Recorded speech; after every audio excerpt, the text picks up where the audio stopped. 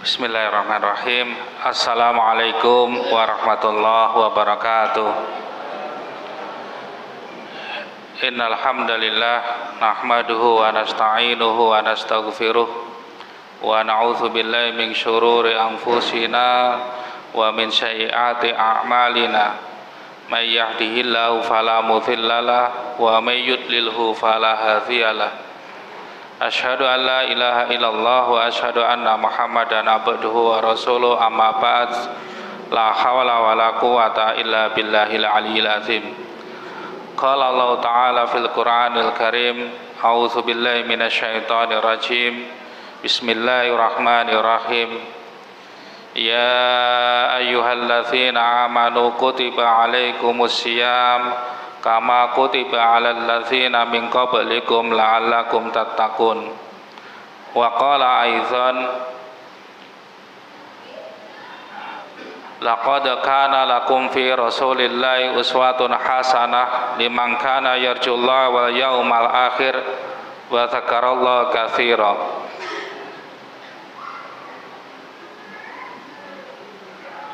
Wa qala aidzan wasyari'u ila maghfiratin min rabbikum wa jannatun arduhas samawati wal ard uiddat lil muttaqin alladzina yunfikuna fis syarra'i wadh dharra wal kadziminal ghaidha wal 'afina 'anil nas.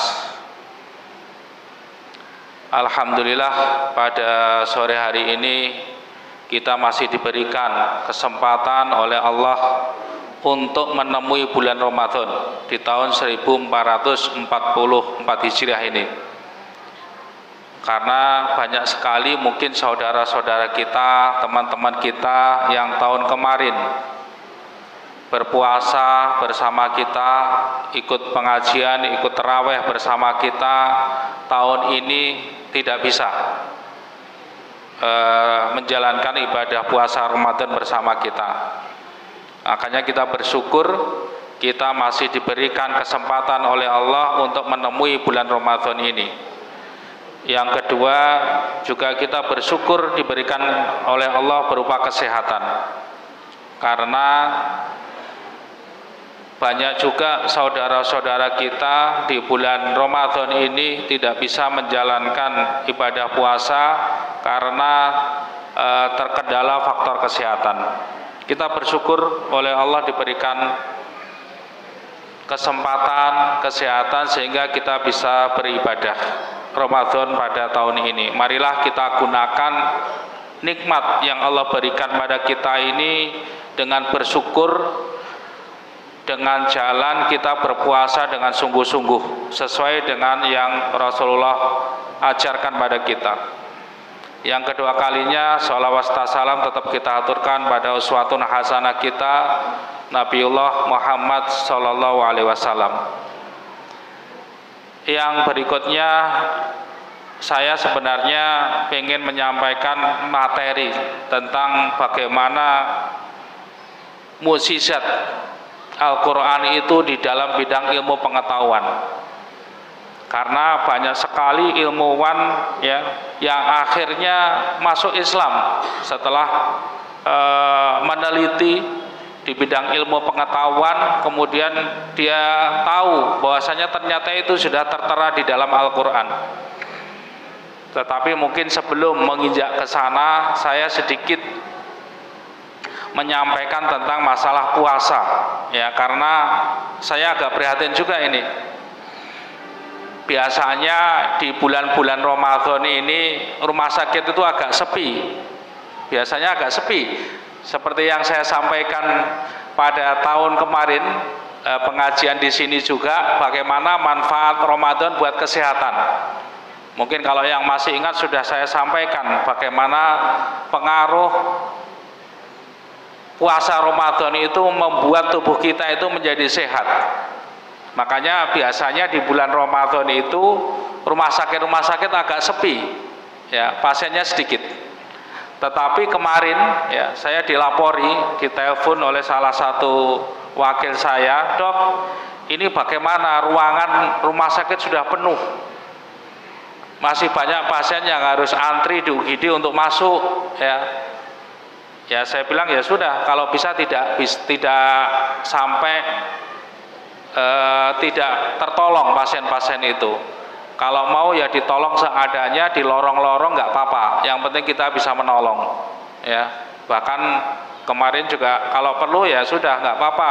Pasien yang kelas 3, yang PBI juga dirawat di VIP untuk sementara nggak apa-apa. Yang penting kita bisa menolong. Nah ini saya juga heran ini. Kenapa ini kok Ramadan tahun ini banyak sekali orang yang sakit ya, padahal biasanya tahun-tahun kemarin ketika bulan Ramadan itu rumah sakit agak sepi. Nah ini tahun ini rumah sakit full, bukan hanya di kita ternyata. Tadi pagi saya juga dapat laporan dari rumah sakit Aisyah yang di Truko itu, yang baru kurang lebih 1 tahun umurnya, itu juga penuh ya. Nah ini yang jadi pertanyaan buat saya juga ini, kenapa ini? Apakah ada sesuatu yang salah? Saya berpikir seperti itu. Pasti ada sesuatu yang salah, baik faktor eksternal maupun faktor internal. Karena secara ilmu pengetahuan sudah jelas, secara medis sudah jelas bahwasanya puasa itu harusnya membuat seseorang itu akan menjadi sehat. Ya, seperti yang saya sampaikan pada pertemuan tahun kemarin, salah satu penelitiannya Profesor Rasad Indra, ya, Profesor Fisiologi di Universitas Brawijaya, itu beliau meneliti bagaimana hubungan antara puasa dengan faktor kekebalan tubuh. Ternyata memang di awal puasa ada kecenderungan sedikit menurun, tapi begitu menginjak mulai pertengahan mulai naik sampai pada 10 hari terakhir itu puncaknya imunitas seseorang itu tinggi sekali. Ya itu seharusnya dia lebih kebal terhadap penyakit dan lebih sehat. Tapi ternyata sekarang ya saat ini rumah sakit pada penuh, artinya banyak orang yang sakit. Kalau saya menduga yang pertama memang faktor eksternal. Karena memang cuaca tahun ini tidak menentu, ya, kadang hujan, kadang panas, ya, yang membuat tubuh kita itu kadang-kadang mungkin adaptasinya kurang bagus, ya. Yang kedua saya menduga karena faktor makanan, ya. Dari faktor eksternal itu bisa karena faktor iklim atau cuaca. Yang kedua karena faktor dari makanan ataupun minuman. Karena penemuan dari BP POM ya, itu ternyata setelah diselidiki di pasar-pasar, ternyata banyak makanan itu yang tidak sehat untuk dikonsumsi oleh manusia. Baik itu karena kadar pengawetnya yang terlalu tinggi atau menggunakan kadar pemanis yang tidak direkomendasikan dan sebagainya. Ya, itu kemungkinan faktor eksternalnya seperti itu. Kemudian bisa juga karena faktor internal, terutama orang yang berpuasa. Salah satunya mungkin cara berpuasa kita tidak seperti yang Rasulullah ajarkan. Itu bisa juga, ya, karena sudah jelas seperti yang saya bacakan tadi di Quran surat Al-Ahzab bahwasanya Allah sudah mengatakan laqad kana lakum fi Rasulillahi uswatun hasanah. Sesungguhnya ada bagi kamu itu suri tauladan yang baik bagi pada diri Rasulullah, termasuk dalam puasa. Ya, itu seharusnya kita juga mulai melihat bagaimana puasa kita, apakah sesuai dengan Rasulullah ajarkan atau belum. Makanya saya pengen sedikit mengulas ini, bagaimana puasanya Rasulullah sehingga membuat tubuh kita itu menjadi sehat, lebih kuat, ya. Jadi yang pertama tentang niat. Di semua kitab yang membahas tentang masalah agama pasti diawali dengan niat, pembahasan tentang niat. Dan niat itu penting sekali. Karena orang yang melakukan sesuatu tanpa niat dibandingkan orang yang melakukan hal yang sama dengan niat pasti beda. Baik dalam prosesnya, dalam hasilnya juga akan beda. Orang sama-sama berpuasa, satunya dia berniat pada malam hari, dia sudah berniat, Bismillah ya Allah, saya niatkan untuk puasa. atau mungkin dalam bahasa Arabnya nawaitu samanggotin dan sebagainya, sudah diniatkan di malam hari bahwasanya besok saya akan puasa. Dikuatkan lagi pada saat sahur, dia niat untuk makan sahur dan dia berniat bismillah, saya akan berpuasa sehari ini. Itu sama orang yang Yon sewu, yang mungkin puasa tapi sekedar rutinitas, makan, buka puasa, terus kemudian sahur juga makan, terus kemudian dia tidak berniat, saya yakin pasti beda. Kemampuan tubuhnya di dalam berpuasa juga beda, dan mungkin pahalanya juga akan beda. Karena itu saya menekankan, mari niat untuk berpuasa itu tiap malam kita kuatkan lagi. Tiap kita sahur, ya makan sahur, niat kita kuatkan lagi. Agar apa?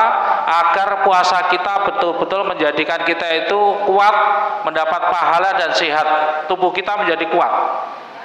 Orang yang bekerja, ya, misalnya kerja di rumah sakit ini, shift malam, dia dari rumah sudah niatkan, bismillah saya kerja shift malam, ya, itu sama orang sudah jam 9 kurang saya berangkat, kemudian dia kerja di dalam rumah sakit, dalam pekerjaannya juga akan beda. Orang yang berniat karena dia sudah menata hatinya, tubuhnya sudah siap untuk bekerja. Tapi orang yang tidak ada niat, mungkin dia tidak siap tubuhnya untuk bekerja. Ya ini beda sekali. Makanya yang pertama tolong, ini niat ini harus betul-betul kita kuatkan tiap malam. Niat puasa ini untuk menggapai ridho Allah ini harus betul-betul kita kuatkan tiap malam. Kemudian kita kuatkan lagi pada saat kita makan sahur. Kemudian yang kedua, setelah itu kita sahur. Dan pada saat sahur memang sebagian saya melihat saudara-saudara kita enggan untuk bangun untuk sahur, ya. Ada juga yang malam sebelum tidur makan dulu, kemudian tidur, ya.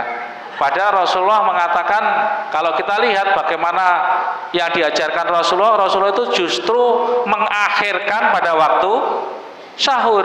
Pada waktu sahur itu menjelang imsak, ya. Itu Rasulullah makan sahur, ya.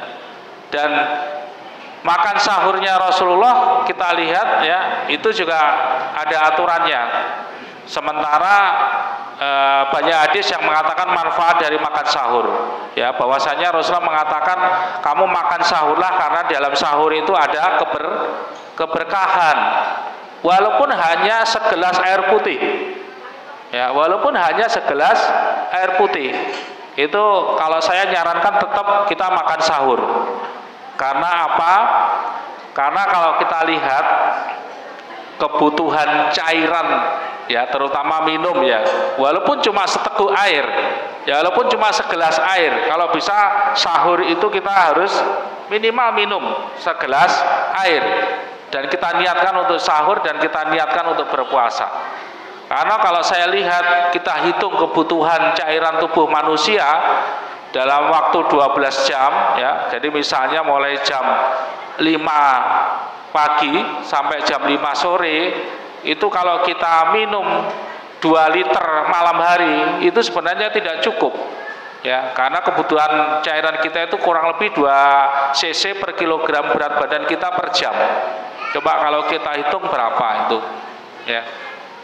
Makanya kalau bisa yang kedua adalah makan sahur, dan sahurnya kalau bisa mendekati dengan waktu imsak, ya.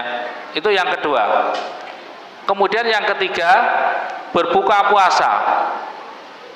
Pada saat berbuka puasa, Rasulullah mencontohkan kita mensegerakan. Jadi begitu masuk waktu maghrib, ya, kita harus segera berbuka puasa. Jangan sampai karena misalnya, oh saya masih kuat kok, saya belum haus, saya belum lapar, saya sholat dulu, jangan. Ya, kalau bisa begitu kita masuki waktu maghrib, kita harus berbuka puasa. Ya, ini berbuka ini yang kadang-kadang banyak diantara kita tidak mencontoh seperti yang diajarkan oleh Rasulullah. Rasulullah itu mencontohkan pada saat berbuka puasa beliau minum air putih sama dengan setelah itu diikuti dengan makan kurma. dengan jumlah 3 biji. Kemudian baru setelah itu beliau berwudu, menegakkan sholat, baru makan. Kenapa kok harus minum air putih? Ya, karena kebutuhan dasar kita pada air, karena tubuh kita itu 60% terdiri dari air. 60% tubuh kita itu air. Ya, makanya kebutuhan air kita itu cukup vital. Dan kebutuhan cairan kita itu ya 2 cc per kilogram berat atau 2 mili per kilogram berat badan per jam. Itu kebutuhan kita. Selama kita berpuasa 10 sampai 12 jam atau sampai 14 jam, itu kita sebenarnya mengalami kekurangan cairan yang cukup banyak. Itu harus segera kita ganti dengan kita minum air. Yang kedua, dengan makan kurma. Ada beberapa dokter, mungkin beberapa ustadz, bolehlah kurma itu diganti dengan minuman yang manis. Kalau menurut saya kurang bagus. Kenapa harus kurma? Kalau tidak ada kurma, diganti dengan buah yang manis boleh. Misalnya pisang, nggak ada kurma misalnya, ganti pisang boleh. Tapi kalau diganti dengan makanan yang manis atau teh yang manis, ya kalau menurut saya kurang bagus. Kenapa demikian? Karena kalau kita lihat dalam kurma itu mengandung karbohidrat dalam bentuk fruktosa. Sama dengan karbohidrat yang ada di dalam buah-buahan, itu sebagian besar adalah fruktosa. Kenapa fruktosa? Karena fruktosa ini kalau kita makan itu dirubah dalam bentuk kalori itu lebih mudah, mencernanya lebih mudah dibandingkan karbohidrat dalam bentuk lain. Sehingga saran saya kalau kita makan ya kalau bisa memang dari buah-buahan. Setelah minum air putih, kalau bisa ya dari buah-buahan. Kalau nggak ada kurma, ya pisang boleh. Apalagi yang manis, ya, yang mengandung fruktosa, karbohidrat yang cukup tinggi. Itu akan segera memulihkan kondisi tubuh kita. Berbeda kalau kita misalnya berbuka puasa langsung makan nasi. Nah, memang ada karbohidratnya tinggi nasi itu, tapi bukan dalam bentuk fruktosa. Itu dalam bentuk glukosa yang dia lebih sulit tubuh kita untuk mencerna, lebih lama untuk merubahnya menjadi bentuk kalori. Ini yang harus kita pahami, ya. Dan kalau bisa memang setelah kita berpuasa mengistirahatkan GI tract ya atau saluran pencernaan kita itu kalau bisa tidak langsung mengkonsumsi makanan-makanan yang sulit dicerna. Usahakan mengonsumsi makanan-makanan yang mudah dicerna. Ibaratnya kalau gampangannya saya ibaratkan kalau kita tidur, setelah kita tidur ya, misalnya tidur malam, pagi bangun ya, kemudian disuruh macul, kira-kira rasanya gimana? Kita baru tidur, istirahat, begitu bangun disuruh nyangkul, disuruh macul ya, rasanya tubuh kita kayak apa? Beda kalau misalnya setelah bangun kita olahraga misalnya kecil-kecil atau bangun duduk-duduk pergerakan ringan, relaksasi, mungkin tubuh kita nggak masalah, kita masih bisa menerima. Tapi beda rasanya ketika usus kita setelah kita istirahatkan selama 12 atau 14 jam, setelah itu langsung kita suruh untuk bekerja, mencerna makanan yang sulit untuk dicerna. Misalnya gorengan, maaf ini. Setelah buka puasa, minum air putih langsung makan gorengan. Ya. Ini gorengan itu lebih berat lagi sebenarnya. Ini kebiasaan kita yang mungkin agak salah. Jadi gorengan itu selain dia itu mengandung karbohidrat dalam bentuk kalori karena mungkin ada gulanya dalam bentuk glukosa, kemudian dia juga mengandung lemak ya karena digoreng, bahkan lemaknya lemak jenuh ya. itu sulit sekali tubuh kita itu untuk mencerna atau bekerja lebih keras untuk mencerna. Ini sama saja saya ibaratkan kalau kita misalnya bangun tidur kemudian disuruh macul, ya. Ya, ini yang kadang-kadang mungkin membuat puasa kita itu harus kita tata lagi. Makanya kenapa Rasulullah itu mencontohkan minum air putih, makan 3 butir kurma. Ternyata dengan 3 butir kurma itu, kalau kita lihat kandungan fruktosanya, itu sudah untuk mengembalikan kebutuhan kita selama puasa. Sebenarnya sudah cukup, ya. Itu untuk mempercepat pemulihan. Kemudian banyak juga yang kita kebiasaan-kebiasaan yang kurang sehat, ya. Jadi misalnya begitu buka, kemudian minum manis, makan gorengan, ya, langsung makan besar. Nah, ini langsung penuh, ya, sampai penuh, ya, sampai mungkin kadang-kadang untuk nafas saja agak sulit, ya, apalagi untuk sholat, ya. Makanya berhenti dulu, kemudian baru sholat. Dan ini yang kadang-kadang harus dirubah, ya. Karena apa? Ya, karena otot-otot di dalam pencernaan kita itu memang butuh istirahat, dan memang otot-otot enzim-enzim itu juga butuh rangsangan untuk bekerja. Kalau misalnya kita langsung makan besar, itu enzim itu belum siap untuk mencerna makanan kita, sehingga pencernaannya tidak akan sempurna. Karena itu marilah kita di dalam, bukan hanya di dalam berpuasa, tetapi di dalam berbuka pun kita mencontoh apa yang dicontohkan oleh Rasulullah, ya. Kemudian makanan, saya lupa dalam surat apa itu, mungkin ada yang ingat. Kulu wasrobu wala tasrifu, makan dan minumlah jangan berlebihan. Dalam suatu hadis, ya, saya lupa riwayatnya siapa, itu disampaikan akhir-akhir hadis itu bahwasanya sebenarnya sudah cukup, ya, lambung kita itu sepertiga untuk makanan, sepertiga untuk minuman, sepertiga untuk udara. Itu sudah cukup, bahkan itu sudah takaran yang maksimal, jangan sampai berlebih. Sementara kita, ya, saya pribadi kadang-kadang juga gitu, apalagi kalau pas diundang buka puasa bersama, ya. Kayak tadi malam, ya, saya diundang buka puasa bersama di hotel, ya. Makanannya enak semuanya, Pak. Makanannya ada western, ada makanan Jawa, ada makanan Indonesia, ada. Ini nafsu untuk mencicipi semuanya itu kayak nggak bisa tertahan. Jadi begitu adzan maghrib, ya, minum air putih sudah mencicipi, ya, masakan Eropa, nyicipi makanan Asia, nyicipi makanan Jawa, ya, itu dicicipi semua sampai nggak terasa itu perut rasanya sangat penuh.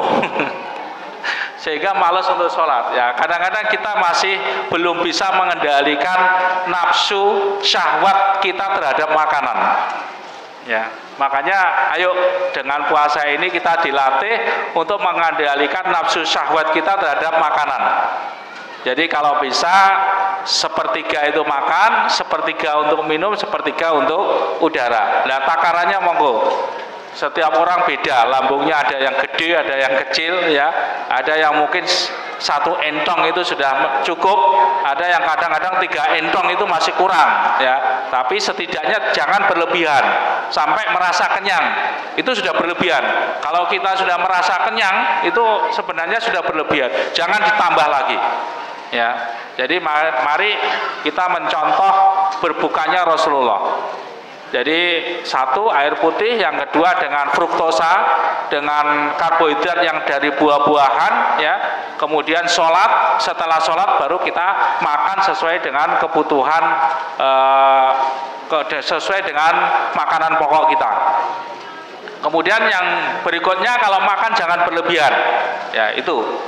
Terus kemudian yang keempat, setelah kita berbuka puasa, ya, setelah kita sholat, kita berbuka puasa, jangan lupa, ya, kita membaca Al-Quran dan juga taraweh, terutama sholat taraweh. Kalau bisa tidak ditinggalkan, Karena apa?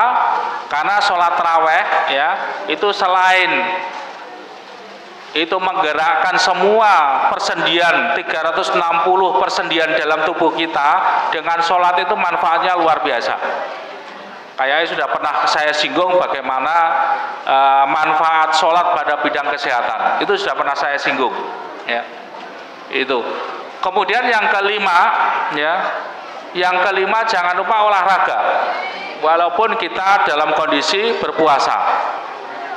Ini kebanyakan di kita kadang-kadang dengan puasa ya tubuhnya menjadi lemah, makanya olahraganya stop. Kalau bisa jangan. Kita itu harus perlu sampai keluar keringat. Tiap hari keringat kita itu harus keluar karena membuang toksin atau zat-zat beracun yang ada dalam tubuh kita. Dan itu dengan berolahraga kita bisa sampai keluar keringat. Nah ini kadang-kadang kita puasa, maaf, selama Ramadan ini kita itu banyak istirahatnya, banyak tidurnya dibandingkan kita gerak. Padahal kalau kita lihat pada zamannya Rasulullah ya, pada saat puasa itu justru aktivitasnya itu sangat tinggi sekali. Kita lihat bagaimana kejadian ketika perang Badar. Perang Badar itu perang yang sangat besar, mungkin paling besar pada zamannya Rasulullah, itu terjadi pada saat bulan puasa. Jadi justru dengan bulan puasa ini kalau bisa kita menyesuaikan aktivitas fisik kita, bukan kita menghentikan olahraga kita. Kalau bisa tetap olahraga jalan, walaupun mungkin waktunya diatur, kemudian lamanya diatur ya, kemudian bebannya diatur, tapi kalau bisa tetap olahraga itu jalan sampai keluar keringat pada tubuh kita. Itu yang kelima. Kemudian yang keenam, kita harus bersedekah. Kenapa harus bersedekah? Karena dengan sedekah itu akan membuat hati kita itu menjadi bersih. Jadi salah satu manfaat sedekah itu dia akan menghapuskan dosa-dosa yang ada dalam tubuh kita, membuat hati kita itu menjadi lebih sehat. Karena kesehatan fisik tanpa didahului oleh kesehatan rohani, tanpa didahului oleh kesehatan hati, maka sulit kita untuk mencapai kesehatan jasmani yang sempurna. Makanya hati kita juga harus sehat, salah satunya kita harus bersedekah. Dengan bersedekah itu kita membuang banyak penyakit hati yang ada dalam tubuh kita. Penyakit kikir ya, penyakit pelit ya, terus kemudian penyakit iri, dengki itu bisa terkurangi atau terhapus atau bisa hilang kita salah satunya dengan bersedekah. Karena dengan bersedekah itu ya menyehatkan hati kita. Insya Allah kalau hatinya sehat, fisiknya juga akan sehat. Itu beberapa tips yang mungkin perlu kita perhatikan pada saat kita puasa. Sudah mau buka ya?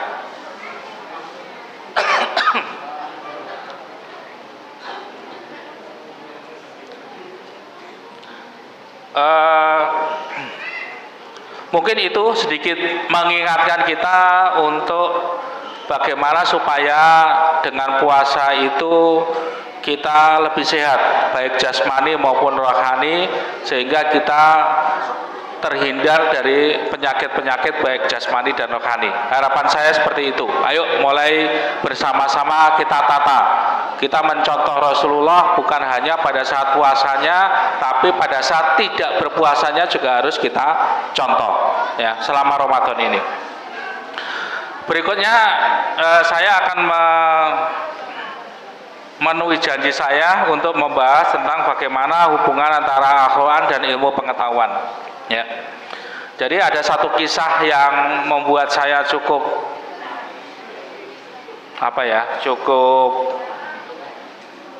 cukup takjub ya. Jadi pada saat terutama di bidang anestesi ya, di bidang nyeri, dulu ya, itu semua ilmuwan sepakat bahwasanya rasa nyeri, rasa sakit itu pusatnya di otak. Ya. Jadi orang bisa merasakan nyeri, bisa merasakan sakit itu kalau ada rangsangan pada otak. Itu ilmu itu sudah diterima bertahun-tahun. Sampai akhirnya salah satu profesor ya dari Thailand ya, namanya Profesor Tagarat Tejaren ya, itu dari Thailand, beliau meneliti tentang nyeri ya, tentang proses bagaimana seseorang itu merasakan nyeri. Sampai akhirnya beliau mempunyai suatu penemuan baru bahwasanya reseptor nyeri itu bukan hanya dalam otak, tapi reseptor nyeri itu juga berada di dalam kulit ya, di dalam kulit. Sehingga walaupun orang itu dalam kondisi koma ya, tidak sadar, ketika dia itu dirangsang nyeri sebenarnya dia merasakan sakit. Ketika kulitnya misalnya ditusuk oleh jarum, itu dia merasa sakit walaupun orang itu dalam kondisi koma. Dan sebaliknya, walaupun orang itu dalam kondisi sadar, ketika kulitnya itu hilang, itu orang tidak merasa sakit. Ini ya. Jadi kalau Bapak Ibu mengalami luka bakar, kobong ya, sampai kulitnya hilang, itu malah nggak sakit. Kalau nggak percaya dicoba, dibakar tangannya ya. Awalnya merasa sakit karena masih ada kulitnya. Tapi begitu kulitnya itu hilang, yang ada tinggal daging atau tinggal tulang, itu dibakar nggak sakit. Silakan dicoba kalau berani. Ya. Dan profesor ini menentukan, dia presentasi kemana-mana, ya, sampai akhirnya dia presentasi, ya. Kemudian ada salah satu ilmuwan, ya, salah satu orang itu yang menyampaikan bahwasanya, Prof, itu sudah ada di dalam Al-Quran 1400 tahun yang lalu. Padahal ilmu ini diteliti kurang lebih sekitar 200 tahun yang lalu. Profesor ini baru menemukan. Kemudian ketika profesor ini presentasi, ada salah seorang ilmuwan yang menyampaikan, Prof, itu sudah ada tertulis dalam Al-Quran 1400 tahun yang lalu. Kemudian dia membaca surat An-Nisa ayat 56. Kalau ada yang baca, yang bawa Al-Quran silakan dibuka, silakan dibaca. Apa isinya surat An-Nisa ayat 56? Ya. Kalau nggak ada yang intinya, ya, saya sampaikan intinya aja. Kalau ada yang baca sebenarnya lebih bagus biar kita bisa paham, tahu. Surat 4 ayat 56. Mau dibaca? Monggo silakan kalau dibaca. Artinya nggak apa-apa.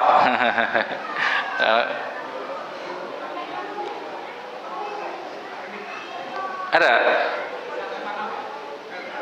ayat 56, An-Nisa ayat 56.